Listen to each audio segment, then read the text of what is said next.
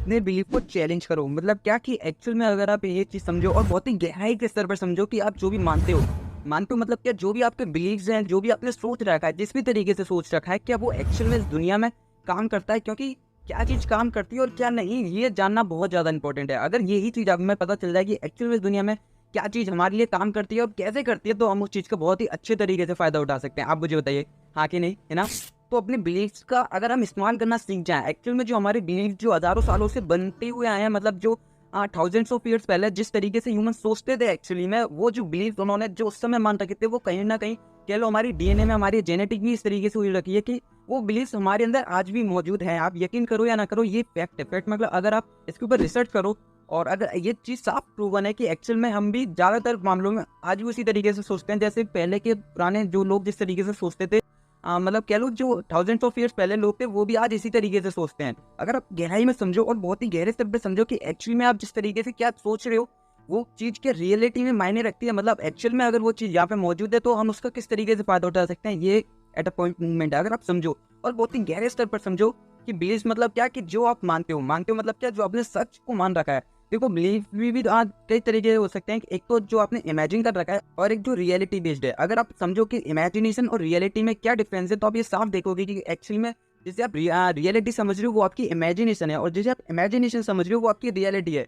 अगर आप समझो अपनी इमेजिनेशन और रियलिटी के बीच के डिफरेंस को समझो, अगर आप अपने थॉट और अपने रियलिटी मतलब क्या अपने विचार और इस वास्तविक दुनिया में एक सहज दूरी ले आओ, एक अंतर ले आओ। अंतर भी कैसे आएगा, जब आप एज इट इज दुनिया को देखना शुरू करोगे, मतलब अपने पर्सपेक्टिव को खोलना शुरू करोगे।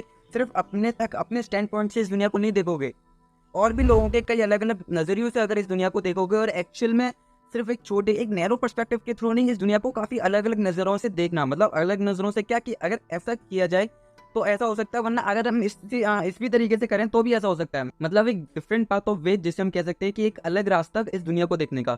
अगर आप समझो कि बिलीफ मतलब हम अलग अलग तरीकों से भी सोचते हैं ना, ऐसा है कि आप मुझे बताइए, हाँ कि नहीं, कि हम हर इंसान के सोचने का तरीका अलग होता है, पर वो ज्यादातर तरीका सेम ही होता है। मतलब हर इंसान की जो वे ऑफ डायरेक्शन है, मतलब सोचने का जो प्रोसेस है, तरीका है, वो अलग है, पर सोच एक ही होती है ज़्यादातर मामलों में। और जो एक ही सोच होती है, मतलब जो एक ही स्टैंड पॉइंट ऑफ व्यू उठता है सबके मन में, उसी को बिलीव कहा जाता है। जैसे कि ज़्यादातर लोग भगवान पे यकीन करते हैं ना, पर वो अपने अपने प्रोसेस के थ्रू करते हैं। कि कोई किसी पे चीज़ को देख के यकीन करता है तो भगवान का एक फेथ है, या अलग, मतलब प्रोसेस अलग अलग हो सकते हैं, पर लोगों का भगवान पे यकीन होना ये एक कॉमन बिलीफ है जो सबके अंदर है। और इसी के रेदर देन कोई लोग भगवान पे बिलीव नहीं करते है ना, कि मतलब भगवान को बिल्कुल ही ना मानना, तो वो उनका एक अलग बिलीफ है। तो इसका जो प्रोसेस है वो उनका अलग होगा।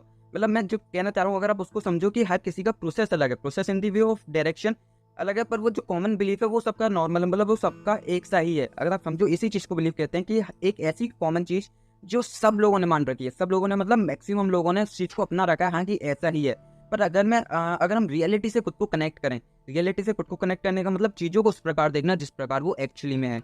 अगर आप समझो कि हम चीज़ों को उस प्रकार देखें जिस प्रकार वो एक्चुअली में है, तो हम साफ देखेंगे कि इस दुनिया में रियलिटी और हमारी इमेजिनेशन में बहुत ज़्यादा फर्क है। मतलब हमारी एक विचार जो हमारे यहाँ पे छोटे से दिमाग में एक छोटा सा विचार आ रहा है, जिसको हमने अपनी पूरी दुनिया समझ रखा है। मतलब आप मेरे कहने का मतलब समझ रहोगे, एक ऐसा विचार जो इस दुनिया में एग्जिस्ट ही नहीं करता है, वो हमारे दिमाग में आ रहा है और हम उससे खुद को परेशान कर लेते हैं। मैक्सिमम लोग, ऐसा होता है नहीं कि जो ज़्यादातर विचार है उसी में लोग खुद को उलझा के, और उसी से उनका जो दर्द है वो बढ़ता जाता है।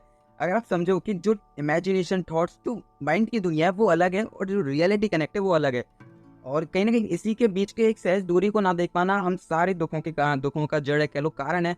हम ज़्यादातर ह्यूमंस इसी कारण की वजह से दुख में रहते हैं कि हम रियलिटी को रियलिटी के रूप में नहीं देख पाते। हम अपनी इमेजिनेशन को सब कुछ समझ लेते हैं, या कह लो एक छोटा सा तिनका, मतलब एक विचार जो कि रियल लाइफ में एग्जिस्ट ही नहीं करता है। क्या आप मुझे बताइए, क्या आप अपने विचार को ऐसे बाहर लाकर दिखा सकते हैं? कि मतलब ऐसी कोई विचार आप बाहर लाकर दिखाइए कि ऐसा कोई चीज़ है, नहीं ना, वो आपके इधर है। अगर आप ये चीज़ को अवेयर हो जाए, मतलब अवेयर मतलब क्या, कि जागरूकता मतलब कि उस चीज़ से एकदम फोकस्ड हो जाना कि अरे ऐसा है। मतलब जागरूकता के स्तर को मैंने पहले भी समझाया कि बहुत अच्छे तरीके से डिफाइन करने का मतलब क्या। जागरूकता को देखो बहुत क्लियर ही तरीके से बताता हूँ कि अपनी, जैसे कि अभी राइट नाउ आप वीडियो देख रहे हो, तो अभी अपनी सांस पे फोकस करो। आप अपनी सांस को ले रहे हो, तो इससे हो क्या रहा है कि आपका अटेंशन जो फोकस है वो एकदम आपकी सांस की ओर जा रहा है। तभी आप उसको महसूस कर पा रहे हो, तभी आप उसको एज अ मतलब महसूस कर पा रहे हो ना, आपकी सांस अंदर आ रही है बाहर जा रही है। तो इसी को अवेयरनेस कहते हैं। मतलब अवेयरनेस मतलब क्या, कि किसी पर्टिकुलर एक चीज़ पे अपना इतना ज़्यादा अटेंशन दे देना, इतना ज़्यादा उसमें घुस जाना कि आप ये एक्चुअली में जान जाओ कि वो चीज़ क्या है ना।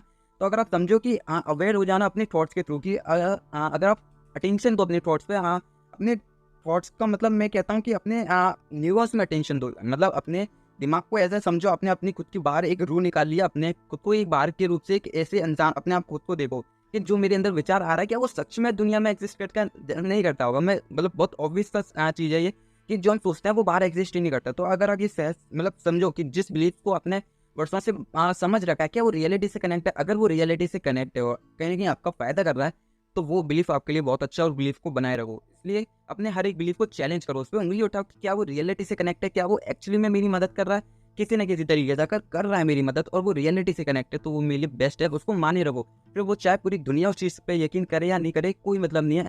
अगर वो आपके लिए काम कर रही है जी, जैसे कि इसको एक रिचुअल भी बोलते हैं, शायद प्लेसिबो इफेक्ट करके नाम से है या कोई और, मुझे एग्जैक्टली नहीं याद है।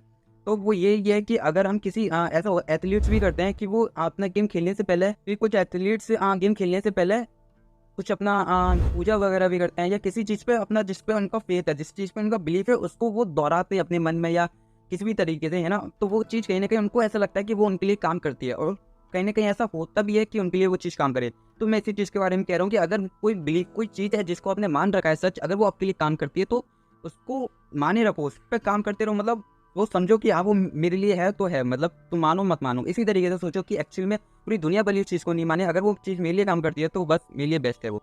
तो इसी तरीके से अपने हर एक बिलीफ को चैलेंज करो, उंगली उठाओ कि कितने बिलीफ आपके लिए एक्चुअल में काम करते हैं, है ना।